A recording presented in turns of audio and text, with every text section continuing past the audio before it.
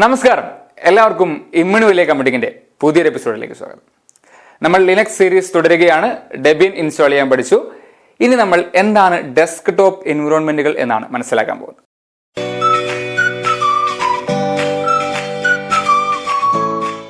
പണ്ട് കാലത്തൊക്കെ വിൻഡോസ് ഒക്കെ ഉപയോഗിച്ച ആളുകൾക്ക് അറിയാം, ഡോസ് ഓപ്പറേറ്റിംഗ് സിസ്റ്റം നമ്മൾ ആദ്യം സ്കൂളിലൊക്കെ പഠിച്ചിരുന്നു. വന്ന കാലത്ത് എന്താ, കമ്പ്യൂട്ടർ തുറന്നാൽ ഒരു കറുപ്പ് നിറം കാണും.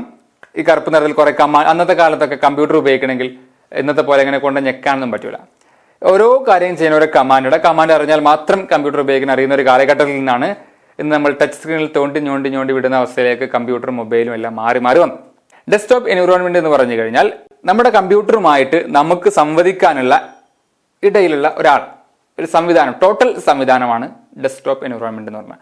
അതിനകത്ത് വരുന്ന കാര്യങ്ങൾ, അതിന്റെ ലുക്ക് ആൻഡ് ഫീൽ എങ്ങനെയാണെന്ന് കാണാനിരിക്കുന്നത്, ഐക്കൺസ് എങ്ങനെയാണ്, അതിന്റെ സെറ്റിംഗ്സുകൾ, wifi connection, bluetooth, network management തുടങ്ങിയിട്ടുള്ള എല്ലാ കാര്യങ്ങളും, കമ്പ്യൂട്ടറുമായി ചെയ്യുന്ന എല്ലാ കാര്യങ്ങളും ഒരു ഇന്റർമീഡിയറ്റ് ആയിട്ട് പ്രവർത്തിക്കുന്ന ഒരു സംഗതിയാണ് വിൻഡോസ് സിസ്റ്റം അല്ലെങ്കിൽ ഡെസ്ക്ടോപ്പ് എൻവിറോൺമെന്റുകൾ എന്ന് പറയുന്ന സാധനം.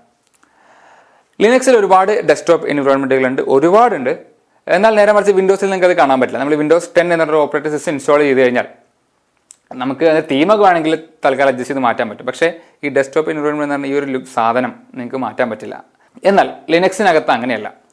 ഒരുപാട് എണ്ണുണ്ടെന്ന് ഞാൻ ആദ്യമേ പറഞ്ഞു. അതിൽ ഞാൻ പ്രധാനമായിട്ട് ഇവിടെ പരിചയപ്പെടാൻ ഉദ്ദേശിക്കുന്നത് KDE, ഗ്നോം, സിന്നമൺ, XFCE, അതുപോലെ തന്നെ ഡീപിൻ. ഈ 5 ഞാൻ ഇന്ന് നിങ്ങളെ പരിചയപ്പെടുത്താൻ വേണ്ടി ഉദ്ദേശിക്കുന്നത്. ഇത് മാത്രമല്ല, ഒട്ടാനേകം ഒരുപാട് ആവശ്യങ്ങൾക്കനുസരിച്ച്, ഓരോരുത്തരുടെ ആവശ്യങ്ങൾക്കനുസരിച്ചാണ് സെലക്ട് ചെയ്യേണ്ടി വരിക. ഓരോ ആവശ്യങ്ങൾക്കനുസരിച്ച് വ്യത്യസ്തങ്ങളായിട്ടുള്ള സാധനങ്ങളുണ്ട്. അപ്പോൾ പ്രധാനമായിട്ടുള്ളത് ഈ കാര്യങ്ങളൊക്കെയാണ്. ഇത് എടുത്തു പോയി കഴിഞ്ഞാൽ നിങ്ങൾക്ക് ആദ്യമായിട്ട് കാണാൻ പറ്റുന്ന ഒരു വ്യത്യാസം ലുക്ക് ആൻഡ് ഫീൽ ആണ്. ഗ്നോം കാണുന്ന രീതിയിലല്ല KDE കാണുന്ന പോലെയല്ല സിന്നമൺ കാണുന്നത്. എല്ലാം ലുക്കിലും ഫീലിലും നല്ല മാറ്റമുണ്ട്. അതുപോലെ തന്നെ ഫംഗ്ഷനാലിറ്റിയിലും ചെറിയ മാറ്റം. ഇപ്പൊ ഗ്നോം നല്ല കംപ്ലീറ്റ് സൊല്യൂഷൻ ആണ്. അതിൽ ഒട്ടുമിക്ക എല്ലാ കാര്യങ്ങളും സ്മൂത്തായിട്ട് കാര്യമായിട്ട് നടക്കും. എന്നാൽ KDE എന്നുള്ളത് കാണാൻ തന്നെ ഏതാണ്ട് വിൻഡോസിന് പോലെ എന്ന് പറയാൻ പറ്റില്ലെങ്കിലും അതിന്റെ മെനു സാധനങ്ങളൊക്കെ വരുന്ന നമുക്ക് ഉപയോഗിച്ച് പരിചയമായിട്ടുള്ള സംഗതി. അപ്പോൾ ഉബുണ്ടു ഒക്കെ ഉപയോഗിക്കുന്ന അല്ലെങ്കിൽ IT സ്കൂളൊക്കെ ഉപയോഗിക്കുന്നതൊക്കെ ഇടത് സൈഡിലാണ് ക്ലോസ് ബട്ടണൊക്കെ, ഇത് വലത് സൈഡിൽ തന്നെയാണ് വരുന്നത്. കാണാനും കുറച്ചും കൂടി ഭംഗിയുള്ള രീതിയിലാണ് KDE ഡിസൈൻ ചെയ്തിട്ടുള്ളത്. നമ്മൾ തെങ്ങോയ്സ് അടുത്തത് എടുക്കാൻ പോകുന്നത് KDE ആണ്. KDE പ്ലാസ്മ ആണ് നമ്മൾ എടുക്കാൻ പോകുന്നത്. അപ്പൊ എന്തായാലും നമുക്ക്, ഞാനിങ്ങനെ പറഞ്ഞുകൊണ്ടിട്ട് കാര്യമില്ല, നമുക്ക് എന്തായാലും ഈ സാധനങ്ങളൊന്ന് കണ്ടു നോക്കിയിട്ട് അതിന്റെ സംഗതി എന്തൊക്കെയാണ്, സെറ്റിംഗ്സ് എന്തൊക്കെയാണെന്നൊക്കെ ജസ്റ്റ് ഒന്ന് കണ്ടു നോക്കാം. യെസ്, ഇതാണ് നമ്മുടെ KDE എന്ന് പറയുന്ന ഡെസ്ക്ടോപ്പ് എൻവിറോൺമെന്റ്. കണ്ടാൽ ഇങ്ങനെ ഇരിക്കും. ഇവിടെ ഇടതുവശത്ത് താഴെയായിട്ടാണ് സ്റ്റാർട്ട് മെനു ഉള്ളത്. ഇങ്ങോട്ട് വലതുവശത്തേക്ക് വന്നു കഴിഞ്ഞാൽ നിങ്ങൾക്ക് ഇവിടെ കാണാൻ പറ്റും, പെൻഡ്രൈവ് ഒക്കെ കണക്ട് ചെയ്തിട്ടുണ്ടെങ്കിൽ അതിന്റെ ഇൻഫർമേഷൻ നമുക്ക് അതിനെ എജക്ട് ചെയ്യാനൊക്കെ പറ്റും. അതുപോലെ തന്നെ ഇവിടെ ക്ലിപ്പ് ബോർഡ് എന്നൊരു ഐറ്റം ഉണ്ട്. നമ്മൾ എന്തെങ്കിലും കോപ്പി ചെയ്തിട്ടുണ്ടെങ്കിൽ ആ കോപ്പി ചെയ്തതൊക്കെ ഇങ്ങനെ വരിക്ക് കിടക്കും. പിന്നെ തൊട്ടപ്പുറത്ത് വൈഫൈ കണക്ടിവിറ്റിയാണ്. ഇങ്ങനെയാണ് വൈഫൈ കണക്ട് ചെയ്യാം, നമുക്ക് കണക്ട് ചെയ്യാം, ഡിസ്കണക്ട് ചെയ്യാം. അതിൽ തന്നെ ഏറ്റവും പ്രധാനപ്പെട്ട കാര്യം അതിന്റെ സ്പീഡ്, നമുക്ക് എത്ര സ്പീഡിലാണ് അപ്ലോഡിങ്ങും ഡൗൺലോഡിങ്ങും നടക്കുന്ന കാര്യങ്ങൾ ഇവിടെ മുകളിൽ തന്നെ കാണാൻ പറ്റും. എടുത്തതിന് വളരെ വിശദമായിട്ടുള്ള ഡീറ്റെയിൽസ് നമുക്ക് കിട്ടും. ഡീറ്റെയിൽസ് അടിച്ചാൽ അതിന്റെ IP അഡ്രസ്സ്, മറ്റു കാര്യങ്ങളൊക്കെ ഇവിടെ കിട്ടും. പിന്നെ ബാറ്ററിയുടെ പെർസെൻറ്റേജ്, എത്ര ബാറ്ററി ഉണ്ട് എന്നുള്ള കാണാൻ പറ്റും. ബ്രൈറ്റ്നസ് നമുക്ക് അഡ്ജസ്റ്റ് ചെയ്യും, കൂട്ടും കുറവൊക്കെ ചെയ്യാൻ പറ്റും. ഇനി സൗണ്ട്, നമുക്ക് ഡിഫോൾട്ട് ആയിട്ടുള്ള സൗണ്ട് സെലക്ട് ചെയ്യാൻ പറ്റും. സ്പീക്കർ, മൈക്രോഫോൺ, അതിൻ്റെ എത്രത്തോളം സൗണ്ട് വേണം എന്നുള്ള കാര്യങ്ങൾ, അതിന് ആപ്ലിക്കേഷൻ എത്രത്തോളം ഉപയോഗിക്കും എന്നുള്ള കാര്യങ്ങളൊക്കെ സെലക്ട് ചെയ്യാം. ഇനി പുറത്തുള്ളത് അഡീഷണൽ സെറ്റിംഗ്സ് ആണ്. അതായത് ഇപ്പോൾ സിമ്പിൾ സ്ക്രീൻ റെക്കോർഡർ വർക്ക് ചെയ്തുകൊണ്ടിരിക്കുന്നുണ്ട്, ബ്ലൂടൂത്ത് ഓൺ ആക്കാം, കീബോർഡ് ഇൻഡിക്കേറ്റർ, KDE കണക്ട് എന്നുള്ളത് മൊബൈലും കമ്പ്യൂട്ടറും തമ്മിൽ പരസ്പരം സിങ്ക് ചെയ്യാനുള്ള സംവിധാനമാണ്. അതിനെക്കുറിച്ച് നമ്മൾ പിന്നീട് പറയാം. പിന്നീടുള്ളത് ടൈം. നമുക്കിവിടെ ക്ലിക്ക് ചെയ്താൽ കലണ്ടർ കാണാൻ പറ്റും. ഇവിടെ നമുക്കിതിൻ്റെ പാനൽ താഴെ കാണുന്ന പാനൽ അഡ്ജസ്റ്റ് ചെയ്യാനുള്ള ഓപ്ഷൻ ഉണ്ട്. അപ്പോൾ ഉദാഹരണം ഹൈറ്റ് ആണെങ്കിൽ നമുക്ക് വേണമെങ്കിൽ ഹൈറ്റ് ഇങ്ങനെ കൂട്ടുകയോ ഒക്കെ ചെയ്യാം. വേണമെങ്കിൽ ഇത്രയും വലിയ ഹൈറ്റിലേക്ക് എനിക്കത് മാറ്റി വെക്കാം. അതുപോലെ സ്ക്രീൻ എഡ്ജ് ഉണ്ടോ, മുകളിൽ വേണോ താഴെ വേണോ, ഏറ്റവും വേണോ, കുറച്ച് ഗ്യാപ്പ് ഇട്ട് വേണം എന്നൊക്കെ ഇവിടെ അഡ്ജസ്റ്റ് ചെയ്യാം. നമുക്ക് മെനുവിലേക്ക് വരാം. മെനുവിൽ നമുക്ക് കാണാം ഫയൽ മാനേജർ, സിസ്റ്റം സെറ്റിംഗ്സ് ഒക്കെ ഇവിടെ കാണുന്നുണ്ട്. അത് ഫേവറേറ്റ് ആയിട്ട് കിടക്കുന്നതാണ്. ആപ്ലിക്കേഷൻ എടുത്താൽ നമുക്ക് ആപ്ലിക്കേഷൻസ് മാത്രം കാണാൻ പറ്റും. അത് ഡെവലപ്മെൻറ്റുമായി ബന്ധപ്പെട്ട ആപ്ലിക്കേഷൻസ്, ഗ്രാഫിക്സുമായി ബന്ധപ്പെട്ട ആപ്ലിക്കേഷൻസ്. ഇത് പുതിയ വോയിസ് ആയതുകൊണ്ട് ഇതിൽ കൂടുതലൊന്നുമില്ല, നമ്മൾ ഇൻസ്റ്റാൾ ചെയ്താലേ കിട്ടുള്ളൂ. മൾട്ടിമീഡിയ ബന്ധപ്പെട്ട ആപ്ലിക്കേഷൻസ്, അങ്ങനെ ഓരോന്നും ക്ലാസിഫൈ ചെയ്ത് വെച്ചിട്ടുണ്ട്. നമുക്ക് വേണ്ട ആപ്ലിക്കേഷൻസ് എടുക്കാം. ഇനി അല്ലെങ്കിൽ ഇവിടെ ക്ലിക്ക് ചെയ്തിട്ട് ഫയർഫോക്സ് എന്നൊക്കെ സെർച്ച് ചെയ്ത് നമുക്ക് ഫയർഫോക്സ് ഓൺ ചെയ്യാം. അങ്ങനെ ഓരോ സോഫ്റ്റ്വെയർ നമുക്ക് ഇവിടെ സെർച്ച് ചെയ്തിട്ടുണ്ടെങ്കിൽ നമുക്ക് അതിലേക്ക് പോകാൻ പറ്റും. ഫയൽ മാനേജർ ഒന്ന് കാണിക്കാം. ഫയൽ മാനേജർ ഡോൾഫിൻ എന്ന് പറയുന്ന ഒരു ഫയൽ മാനേജറാണ് ഇതിനുള്ളത്. കണ്ടില്ലേ, ഇതാണ് ഡോൾഫിൻ്റെ ഒരു ലുക്ക്. നമുക്കിതിനെ ഫുൾ സ്ക്രീൻ ആക്കാം. ഫയൽ മാനേജർ എടുത്താൽ നമുക്ക് ഇങ്ങനെ കാണാൻ പറ്റും. സാധാരണ വിൻഡോസിൽ മറ്റു കാണുന്ന പോലെ തന്നെ ഇമേജുകൾ കാണാൻ പറ്റും, ബാക്കിയുള്ള കാര്യങ്ങളെല്ലാം കാണാം. ഇതാണ് ഫയൽ മാനേജർ. ഇതിൽ ഏറ്റവും വലിയൊരു ഓപ്ഷനാണ് സ്പ്ലിറ്റ് എന്നൊരു ഓപ്ഷൻ ഉണ്ട്. സ്പ്ലിറ്റ് എടുത്തു കഴിഞ്ഞാൽ 2 വിൻഡോ ആയിട്ട് മാറും. അതുകൊണ്ട് നമുക്ക് അടുത്ത തുറക്കാൻ പറ്റും. അപ്പോൾ ഒരേ ആപ്ലിക്കേഷനകത്ത് തന്നെ 2 വിൻഡോ ആയിട്ട് നമുക്ക് ഇവിടെ നിന്ന് കോപ്പി ചെയ്ത് ഇവിടെ ഇടുന്നുണ്ടെങ്കിൽ ചുമ്മാ ഡ്രാഗ് ചെയ്തിട്ടാൽ മതി, എളുപ്പമാണ്. അപ്പോൾ അതൊക്കെ ചെയ്യാൻ വളരെ എളുപ്പമാണ് വിൻഡോസിനൊക്കെ അപേക്ഷിച്ച്. കാരണം വിൻഡോസിൽ 2 വിൻഡോ തുറന്ന് അപ്പുറത്തപ്പുറത്തൊക്കെ ഇട്ടിട്ട് വേണം നമ്മൾ അങ്ങനെ ചെയ്യാൻ. ഇതിലെങ്ങനെ ചെയ്യേണ്ട. മാത്രമല്ല ഒരു വിൻഡോയിൽ തന്നെ Ctrl+T അടിച്ചാൽ നമുക്ക് കൂടുതൽ ടാബുകൾ ഉണ്ടാക്കിയിടാം. ഈ ടാബുകളിലൊക്കെ വേറെ വേറെ ഫോൾഡർ നമുക്ക് തുറന്നിടാം. ഓരോ ടാബിലും നമുക്ക് ഓരോ ഫോൾഡർ തുറന്നിട്ടാൽ വളരെ എളുപ്പമാണ്. അതായത് അഡീഷണൽ ആപ്ലിക്കേഷൻ സ്റ്റാർട്ട് ചെയ്യേണ്ട എന്നർത്ഥം. സെറ്റിങ്സ് ഒന്ന് നോക്കാം. സെറ്റിങ്സ് നമുക്കിവിടെ സെർച്ച് ചെയ്തെടുക്കാൻ പറ്റും. സിസ്റ്റം സെറ്റിങ്സ് എടുത്തു കഴിഞ്ഞാൽ അവിടെ നമുക്ക് ഇതിൻ്റെ മറ്റു കാര്യങ്ങൾ, ഫോണ്ട്, തീം, മറ്റു കാര്യങ്ങളൊക്കെ കാണാൻ പറ്റും. ഞാൻ ജസ്റ്റ് തീം ഒന്ന് സ്റ്റാർട്ട് ചെയ്യാണ്. തീം എടുത്തു കഴിഞ്ഞാൽ നമുക്കിവിടെ കാണാം. അപ്പോൾ ബ്രീസ് എന്ന തീമിലാണ്, ഞാനത് മാറ്റി ബ്രീസ് ഡാർക്ക് ആക്കുകയാണ്. എന്നിട്ട് അപ്ലൈ കൊടുത്തു കഴിഞ്ഞാൽ ഡാർക്ക് തീമിലേക്ക് അത് മാറി. കണ്ടു, ഇപ്പോൾ ഡാർക്ക് തീമായി മാറി. ഇനി ഡെസ്ക്ടോപ്പ് തീം എടുത്തു കഴിഞ്ഞാൽ നമുക്കതിൽ വേറെ കുറേ മാറ്റങ്ങൾ വരുത്താൻ പറ്റും. ഇതിൽ ബ്രീസ്, ഓക്സിജൻ, പല രീതിയിലേക്ക് നമുക്ക് ഏതിനു വേണ്ടി മാറ്റിയെടുക്കും. ഇവിടെ ഗെറ്റ് ന്യൂ ലുക്സ് എടുത്തു കഴിഞ്ഞാൽ നമുക്കിവിടെ ഇൻ്റർനെറ്റിൽ നിന്നും അവൈലബിൾ ആയിട്ടുള്ള ഒരുപാട് തീംസ് നമുക്ക് ഡൗൺലോഡ് ചെയ്യാം. ഇഷ്ടംപോലെ തീംസ് അവൈലബിൾ ആണ്. കണ്ടില്ല, ഇപ്പോൾ ഉബുണ്ടു ലുക്കുള്ള തീമാണ് ഇവിടെ. അങ്ങനെ പല തീമുകൾ നമുക്ക് ഏതെങ്കിലും തീം ഇൻസ്റ്റാൾ ചെയ്യാം. അതിലേക്കൊന്നും കാര്യമായിട്ട് കിടക്കുന്നില്ല, കാരണം വേറെ ഡേകൾ കാണിക്കാണ്ട്. ഇതാണ് ബേസിക് KDE എന്ന് പറയുന്നത്. ഇതിൽ ഒരുപാട് ടീക്സ് നമുക്ക് നടത്താൻ പറ്റും, ഒരുപാട് സാധനങ്ങൾ മാറ്റാൻ പറ്റും, അനിമേഷൻസ് ഒക്കെ കൊണ്ടുവരാൻ പറ്റും. അപ്പോൾ എന്തായാലും KDE നമ്മളിവിടെ നിർത്താം. ഗ്നോമാണ് നമ്മൾ ഇതിനടുത്ത് പരിചയപ്പെടുന്നത്. ഇതാണ് ഗ്നോമിൻ്റെ വിൻഡോ. ഇടതുവശത്തായിട്ട് മുകളിലായിട്ടാണ് ഇതിൻ്റെ ആക്ടിവിറ്റീസ്, അതായത് സോഫ്റ്റ്വെയർ സെർച്ച് ചെയ്യാനുള്ള ഭാഗം ഒക്കെ കൊണ്ടുവന്നിട്ടുള്ളത്. വിൻഡോസിൽ ഒരു വലിയ മാറ്റം ഇതിനകത്തുണ്ട്. അതുപോലെ കലണ്ടറൊക്കെ സെൻട്രലായിട്ടാണ് കലണ്ടറും ടൈമും ഒക്കെ നമുക്ക് കാണാൻ പറ്റുക. വലതുവശത്തേക്ക് പോയി കഴിഞ്ഞാൽ നമുക്ക് സൗണ്ട്, അതുപോലെ തന്നെ നെറ്റ്വർക്ക് കണക്ഷൻ. ഇവിടെ വെർച്വലായതുകൊണ്ട് വയർഡ് കണക്ഷൻ മാത്രമേ കിട്ടുന്നുള്ളൂ. വൈഫൈ ആണ്, ഇവിടെ വൈഫൈ കാണിക്കും. ഇവിടെ പവർ ഓഫ്, റീസ്റ്റാർട്ട് കൊടുത്തുള്ള കാര്യങ്ങൾ. അതുപോലെ തന്നെ ഇവിടെ സെറ്റിങ്സ്. നമുക്ക് എന്തെങ്കിലും സെറ്റിങ്സ് ഒന്ന് നോക്കാം. ഇത് മറ്റുള്ള പോലെ തന്നെ ഒരുപാട് സെറ്റിങ്സും തീമുകളും കാര്യങ്ങളൊക്കെ ഇതിനകത്തുണ്ട്. സെറ്റിങ്സിലേക്ക് ഞാൻ വിശദമായിട്ട് ഇപ്പോൾ കിടക്കുന്നില്ല, നമുക്ക് അത്രയും സമയമില്ല. അത് നമുക്കൊരു സോഫ്റ്റ്വെയർ സെർച്ച് ചെയ്യണമെങ്കിൽ ആക്ടിവിറ്റീസിൽ പ്രസ് ചെയ്യുക, അല്ലെങ്കിൽ നമ്മൾ വിൻഡോസ് കീ അമർത്തുകയോ ചെയ്യാം. വിൻഡോസ് കീ അമർത്തിയാലും ആക്ടിവിറ്റീസിൽ ഇവിടെ ഞെക്കിയാലും സെയിം സംഗതിയാണ് സംഭവിക്കുക.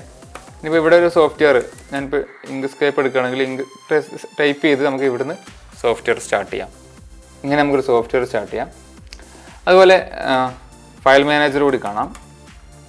ഇതിൻ്റെ ഫയൽ മാനേജർ എന്നുള്ളത് നോട്ടിലെസ് എന്ന് പറഞ്ഞ ഫയൽ മാനേജറാണ്.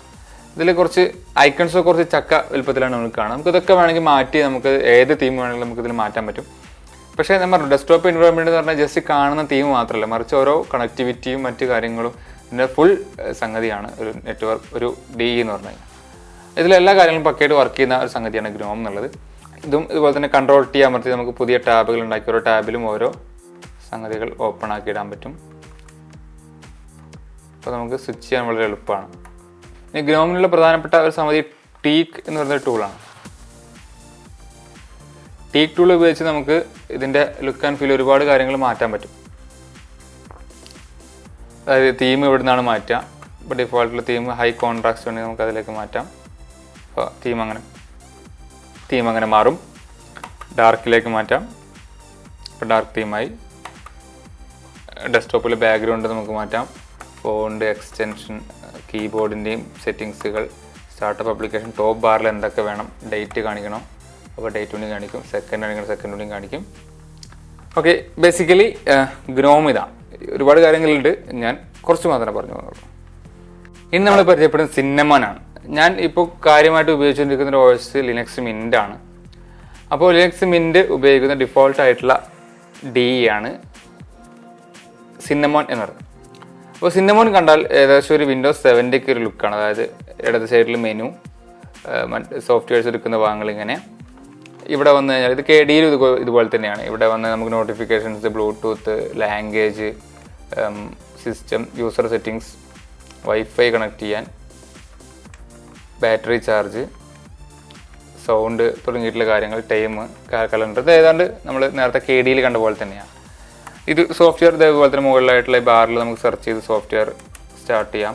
നെമോ എന്നാണ് ഇതിൻ്റെ ഫയൽ മാനേജറിൻ്റെ പേര്. ഇതിൽ കാണുന്ന ഫയൽ മാനേജർ ഇങ്ങനെയാണ്. ഇവിടെയാണ് നമുക്ക് ഫയൽസ് കാണാൻ പറ്റുക. ഇതിൽ നേരത്തെ പറഞ്ഞ പോലെ Ctrl+T അടിച്ച് പുതിയ ടാബുകൾ ഉണ്ടാക്കിയ ടാബിൽ വിവിധങ്ങളായിട്ടുള്ള ഫോൾഡറുകൾ നമുക്ക് ഓപ്പൺ ചെയ്ത് വെക്കാം. സിസ്റ്റം സെറ്റിങ്സ് ഇങ്ങനെയാണ് കാണാൻ പറ്റുക. ജസ്റ്റ് തീമും കൂടി ഒന്ന് കാണാം. തീം നമുക്ക് ഇവിടെ ഇപ്പോൾ സിന്നമൺ ഉണ്ട്. ഇപ്പോൾ വേണമെങ്കിൽ എനിക്കിതിൽ പല ഓപ്ഷൻ ഉണ്ട്. ഇപ്പോൾ ഞാൻ ഒരു ഓപ്ഷൻ മാറ്റി കഴിഞ്ഞാൽ കണ്ടില്ല, താഴെ ലുക്ക് ആൻഡ് ഫീൽ മാറുന്നത് കാണാം.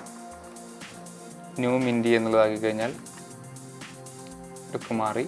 മാത്രമല്ല വിൻഡോസ് XPയുടെ തീം വരെ ഉണ്ട്. ഞാൻ ഡൗൺലോഡ് ചെയ്ത് വെച്ചാണ്. അപ്പോൾ നമുക്കിതൊരു വിൻഡോസ് XP ലുക്കിലേക്ക് മാറ്റാം.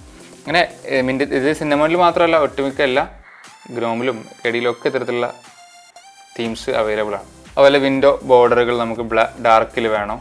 അതുപോലെ ഫോൾഡേഴ്സ് കളറൊക്കെ മാറ്റി ഇഷ്ടപ്പെട്ട കളറൊക്കെ മാറ്റാം.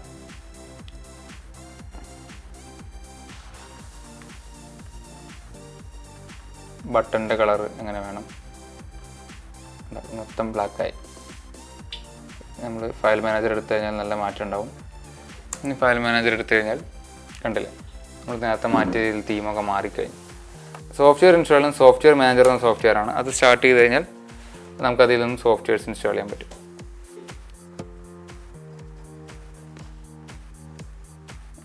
ഓക്കെ, ഇതാണ് സിന്നമൺ എന്ന് പറയുന്നത്. ഇനി നമ്മൾ പരിചയപ്പെടുന്നത് XFCE ആണ്. XFCE ഇത് കണ്ടുപിടിക്കുന്നുണ്ട്, അതിൻ്റെ ഡെസ്ക്ടോപ്പ് ആകെ നിറഞ്ഞെടുക്കുന്നതുകൊണ്ടാണ്. XFCE കുറച്ച് പഴയൊരു ലുക്കായിരിക്കും, കണ്ടല്ലേ, ഒരു കാണാൻ തന്നെ പഴയൊരു ലുക്കാണ് XFCE തരുന്നത്. ഇത് എന്തിനാണെന്ന് ചോദിച്ചു കഴിഞ്ഞാൽ, നമുക്ക് പ്രോസസ്സിംഗ് ശേഷി കുറഞ്ഞ കമ്പ്യൂട്ടറിലാക്കി ഇത് ഇട്ട് കഴിഞ്ഞാൽ അത്യാവശ്യം ലാഗൊന്നും ഇല്ലാണ്ട് കൃത്യമായിട്ട് വർക്ക് ചെയ്യും. അപ്പോൾ അത്തരത്തിലുള്ള കമ്പ്യൂട്ടറുകളാക്കുന്നത് പ്രിഫർ ചെയ്യുന്നത്. മാത്രമല്ല ഇത് ഇഷ്ടപ്പെടുന്ന വേറെ ആളുകളുണ്ട്. കാരണം ഇത് വെച്ചിട്ട് നല്ലൊരു DA തന്നെയാണ് XFCE. ഇത് വെച്ചിട്ട് നമുക്ക് ഇതിനെ മോഡിഫൈ ചെയ്ത് നമുക്കൊരു മോഡേൺ UI ആക്കി മാറ്റിയെടുക്കാനൊക്കെ പറ്റും. ഇപ്പോൾ അത് കാണുന്നത് വളരെ പഴയ ഒരു സാധനമായിട്ടാണ്.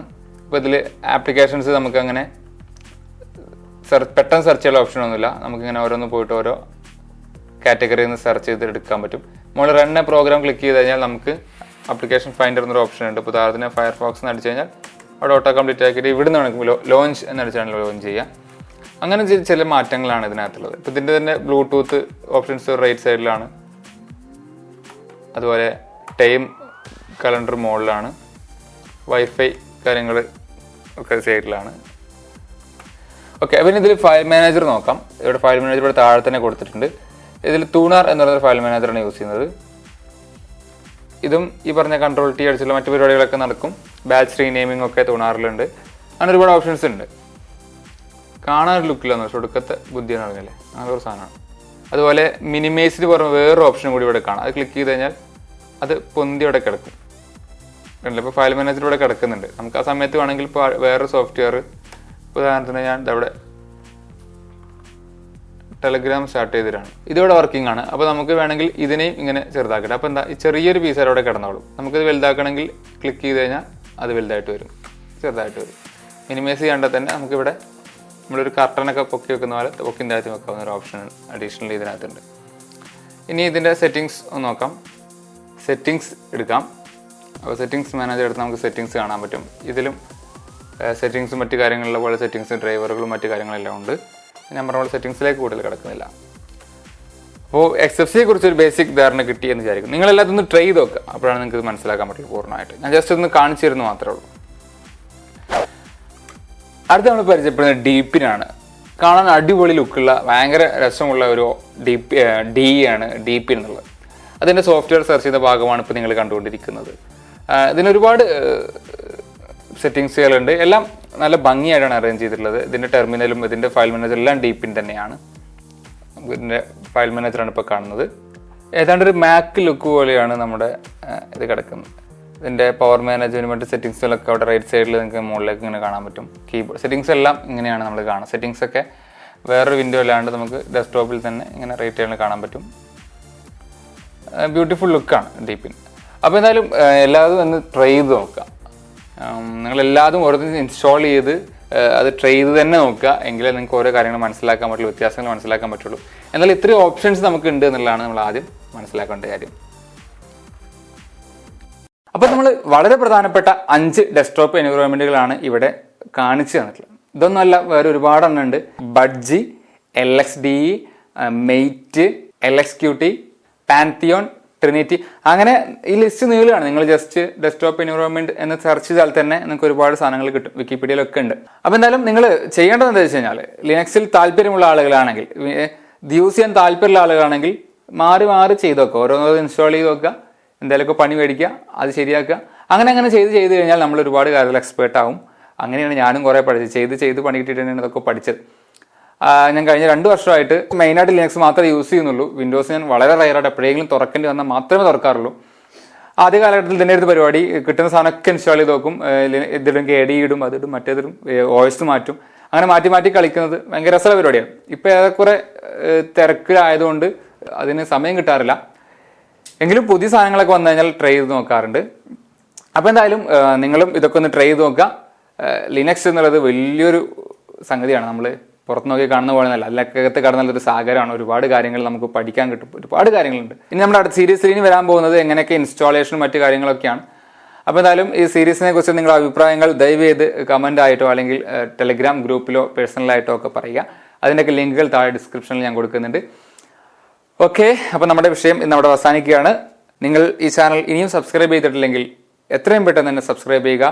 നമ്മൾ 10,000-ലേക്ക് ഇങ്ങനെ കടന്നുകൊണ്ടിരിക്കുകയാണ്. ഒന്ന് ആഞ്ഞു പിടിച്ചിരുന്ന് വേഗം 10,000 ആക്കി തരണം എല്ലാവരും കൂടി. അപ്പോൾ നമുക്ക് ഉഷാറാക്കണ്ടേ. ലിനക്സിലെ മറ്റൊരു വിഷയമായിട്ട് വീണ്ടും കാണുന്നവരെ എല്ലാവർക്കും നന്ദി, നമസ്കാരം, ഗുഡ് ബൈ.